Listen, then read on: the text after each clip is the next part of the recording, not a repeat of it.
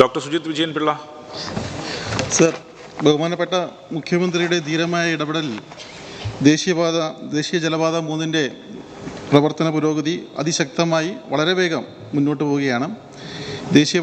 ദേശീയ ജലപാതയുടെ ഏറ്റവും വലിയ തർക്കമായിരുന്ന ഒരു കുപ്പിക്കഴുത്തായിരുന്ന ചവറ മണ്ഡലത്തിലെ കോവിൽത്തോട്ടം പ്രദേശത്ത് മുഖ്യമന്ത്രിയുടെ നേരിട്ടുള്ള ഇടപെടലിൽ ഏതാണ്ട് 10 വർഷക്കാലമായി മുടങ്ങിക്കിടന്ന തൊഴിൽ തർക്കം, മൈനിങ് ഏരിയയിലെ തൊഴിൽ തർക്കം അടക്കം അതിവേഗം തന്നെ പരിഹരിച്ചുകൊണ്ട്, അവിടെ പാലത്തിൻ്റെ ഡിസൈൻ അടക്കമുള്ള തർക്കങ്ങൾ പരിഹരിച്ചുകൊണ്ട് മുന്നോട്ട് പോകുവാൻ സാധിക്കുകയുണ്ടായി. ബഹുമാനപ്പെട്ട വ്യവസായ മന്ത്രിയുടെയും ഇടപെടലുണ്ട്.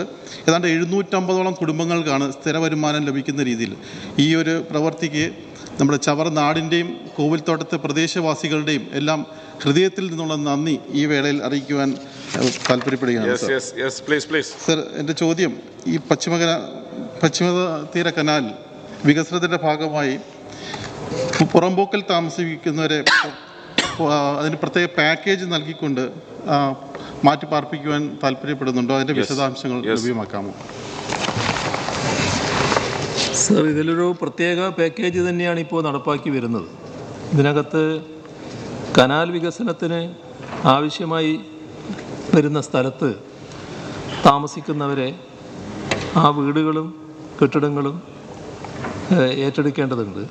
ഇക്കാര്യം ഇൻലാൻഡ് നാവിഗേഷൻ വകുപ്പും കില്ലും ഫിഷറീസ് വകുപ്പിൻ്റെ പ്രോജക്റ്റ് മാനേജ്മെൻറ്റ് യൂണിറ്റും ഇവരെല്ലാം കൂടിയുള്ളൊരു സംയുക്ത സ്ഥലപരിശോധനയിൽ ഇത് സംബന്ധിച്ചുള്ള പ്രോജക്റ്റ് മാനേജ്മെൻറ്റ് യൂണിറ്റ് ഭവന സന്ദർശനം നടത്തി വിവരങ്ങൾ ശേഖരിച്ച് രേഖകളുടെ പരിശോധന കിൽ നടത്തി പാക്കേജിൻ്റെ മാനദണ്ഡങ്ങൾ പ്രകാരം പാക്കേജിന് അർഹതയുള്ളവരുടെ ലിസ്റ്റ് തയ്യാറാക്കി അംഗീകാരത്തിന് സമർപ്പിക്കും.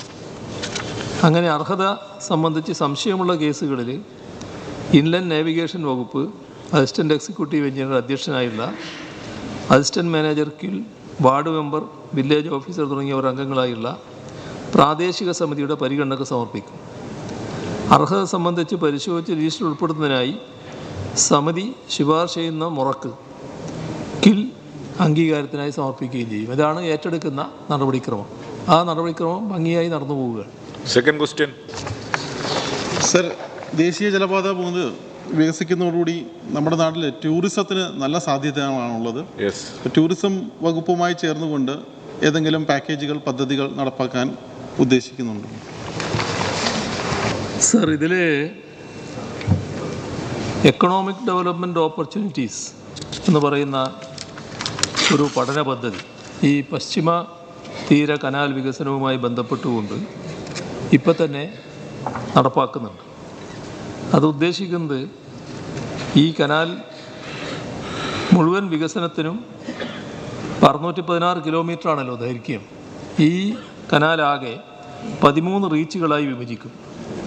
അങ്ങനെ ഓരോ റീച്ചിനും മാസ്റ്റർ പ്ലാൻ തയ്യാറാക്കും. അതിൻ്റെ ഭാഗമായി ഏറ്റവും കൂടുതൽ വികസന സാധ്യത വരാൻ പോകുന്നത് ടൂറിസം മേഖലയ്ക്ക് തന്നെയാണ്. ഓരോ റീച്ചിൻ്റെയും സാമ്പത്തിക വികസന സാധ്യതകൾ സംബന്ധിച്ച് പഠനം നടത്തി ആ ഫലങ്ങളെല്ലാം സംയോജിപ്പിച്ചുകൊണ്ട് മൊത്തത്തിലുള്ള ഒരു മാസ്റ്റർ പ്ലാൻ തയ്യാറാക്കും. അതിനെ transit oriented development and assessment of economic development opportunities എന്ന പേരിൽ ഒരു പഠന പദ്ധതി കിഫ്ബി ധനസഹായം ലഭ്യമാക്കി നടപ്പിലാക്കുന്നതിന് അനുമതി നൽകിയിട്ടുണ്ട്. അപ്പോൾ കനാലിൻ്റെ കരകളിൽ സ്ഥാപിക്കപ്പെടുന്ന പദ്ധതികൾ അതാണ് ഇവർ നിർദ്ദേശിക്കേണ്ടത്.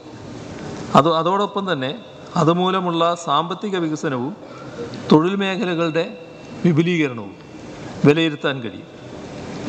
PPP മോഡൽ വികസനത്തിന് സാധ്യതയുള്ള പ്രദേശങ്ങളിൽ അതിനുള്ള പശ്ചാത്തല വികസനം നിർദ്ദേശിക്കുകയും വേണം. ഇതൊക്കെയാണ് ഈ EDO പഠന പദ്ധതി കൊണ്ട് ഉദ്ദേശിച്ചിട്ടുള്ളത്. 13 റീച്ചാണെന്ന് ഞാൻ പറഞ്ഞു. അതിൽ 6 എണ്ണത്തിൻ്റെ പഠനം ഇതിനകം പൂർത്തിയായിട്ടുണ്ട്.